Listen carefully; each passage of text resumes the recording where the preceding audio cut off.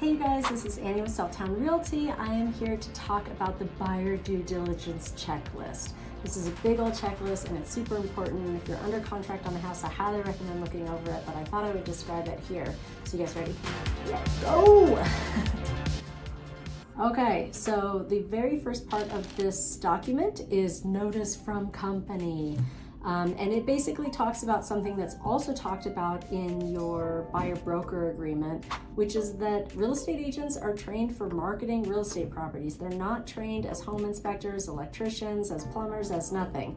And so this says in big bold letters, buyers advised not to rely on the company or any agents of the company for a determination regarding the physical or legal conditions of the property. So that's the biggest part of this document, is we're saying these are the things you should look into in a house. We don't know anything about them, so make sure to read them and ask the professionals in their fields for professional advice. So that's the first thing. Okay, the first item on this list is building code and zoning compliance. So in this case, it's very important for you to look into, or have your realtor help you look into, whether or not this property is doing the thing it's supposed to be doing. Are they running a business out of it? Did they pull permits for any structures they put up or any renovations they did? Is there an ADU on the property that they had permitted or not? Did they permit the garage in the back? All of those things your real estate agent should be able to help you look into. So be sure to ask about those things. Okay, the next thing on the list is rental of the property. So if you're thinking about renting out your property, whether it's renting a room or renting an ADU or renting the whole house or renting it someday down the line, you're gonna wanna look into that. You're gonna be checking with zoning, with the city, and maybe with an HOA that might exist on the property. Okay, the next thing on the list is hazardous waste and toxic substances. So it is your responsibility to see if any of that exists on the property. That can include lead, asbestos, radon, lead-based paint, anything like that.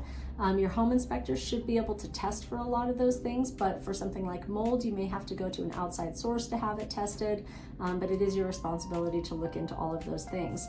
Number 4 is basically the same thing. It says radon gas, like they're really pressing this point. You can get a radon test done. It typically takes 3 days. You can do it through Utah Radon or a number of companies. Your home inspector should be able to do it. Radon is the second leading cause of lung cancer in the United States, and so it's a really big deal, especially if anybody's going to be sleeping in a basement space, something like that. But it can also show up on the main level or even sometimes upstairs, so it's important to look into that one.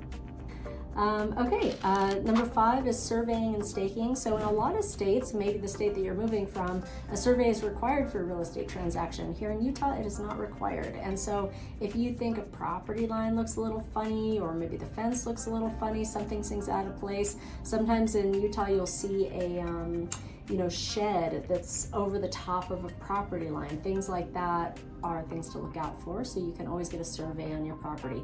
It's not super typical for somebody to get a survey on their property, but that does not mean that you can't do it. And your realtor might say, oh, you don't need to do that, but if it's something that concerns you, you should definitely do it.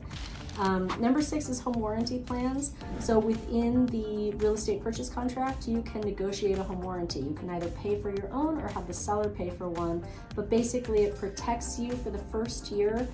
The way I say it is things with moving parts. So if you move into the house and your furnace goes out or your fridge goes out, you can call them, pay a small fee, and they'll come out and repair or replace it. And especially if you use a good company, and hopefully your realtor knows what one. Okay, number 7 is flood zone and insurance. So typically your mortgage lender will look into whether or not you need flood insurance, and they'll notify you of that. Very few properties in Utah fall under flood insurance plans, but there are some of them out there. And then at the closing table, you'll also be required to sign something that says it may not be in a flood zone now, but it might be in one in the future. And so, that could change sometime down the line. Number 8 talks about homeowner's insurance. So during the course of the transaction, it's your responsibility to get the homeowner's insurance set up for your future home. Your lender and your realtor can help you do that. So your home insurance company is going to ask you a bunch of funny things. Like they might ask you, do you know where the nearest fire hydrant is? If there's a fire hydrant right out front of the house, you're going to get a little bit of a cut on that homeowner's insurance. They're going to ask you, what kind of wiring does it have? It has knob and tube wiring. Some insurance companies won't even insure for that. So it is a good idea. I typically suggest that people start looking into homeowners insurance after they've done the home inspection, because then they're just generally going to know more about the house than they do when they first put it under contract. So number 9 has to do with title insurance and HOAs. So you will receive a title insurance policy. You can review that to determine if it's got the proper level of coverage for you.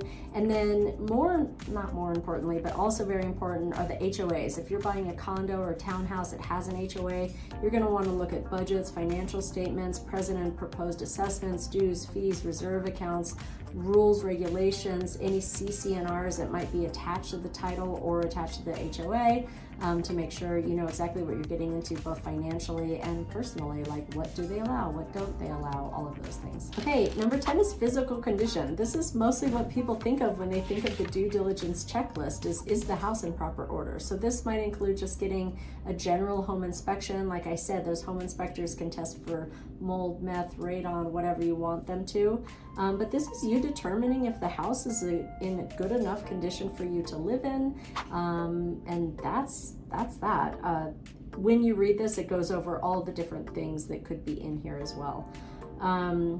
Number 11 is a square footage acreage. So on most listings, they'll have a little asterisk that says square footage provided as a courtesy only. Buyer is advised to obtain their own, I don't know why I have that memorized, advised to get their own measurements.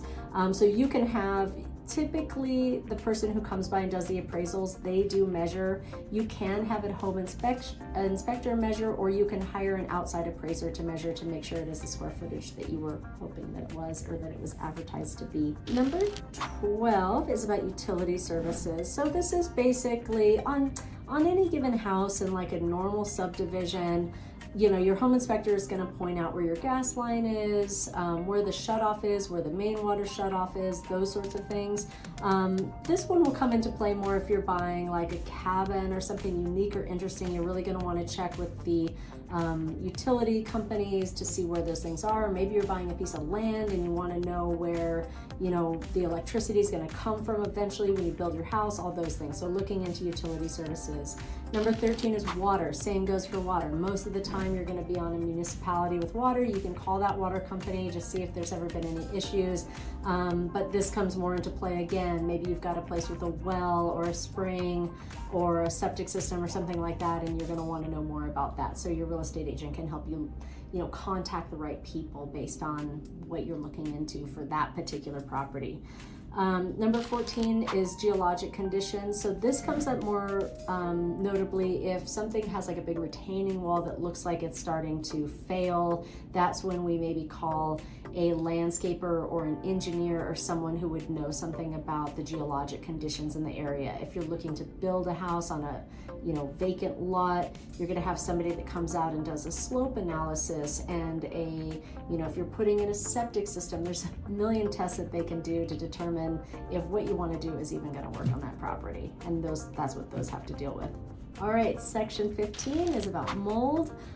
So typically what I advise people to do is to get a home inspection, and the home inspector will be able to see if there are any signs or symptoms of mold, and then you can kind of go from there on if you're going to have your home inspector do the testing or consult with an actual mold remediation company, and we can kind of, you know, triage it from there. If we walk into a house and it smells damp or musty or something like that, it's going to be on top of mind. Section 16 is housing compliance. This is like a kind of catch-all one, I think. This is saying how close are the schools, how close are the cops, how close is the fire department, is there any crime in the area or agricultural activities, you know, any nuisances or hazards or anything that could or would be around the property. And again, your real estate agent should be able to give you a plethora of resources to look into all the things that are listed under number 16. All right, section 17 is about property taxes. So you can look into current property taxes, past property taxes, what people paid before, whether or not it's a greenbelt property, which is going to affect your property taxes. And more than likely, a real estate agent is going to have you go straight to the county assessor site to figure that out. Section 18 is public infrastructure districts, PID districts, whether or not the house is located in one of those. And again, that's going to be put you responsible for potentially more property taxes. And again, your real estate agent and the county assessor should help you with that. And then section 19 has to do with income tax and legal consequences. So when you buy a house, there are tax implications. You get to write off part of your mortgage. There are other things, and your real estate agent is probably going to just bow out of that one and go like, talk to your tax attorney for that one, but that's something to look into. All right, we're getting towards the end of this thing. So section 20 talks about the Foreign Investments in Real Property Tax Act, FIRPTA. If you are a foreign person buying property in the United States, there are going to be other tax implications, and you're going to want to consult with appropriate legal and tax advisors for those things.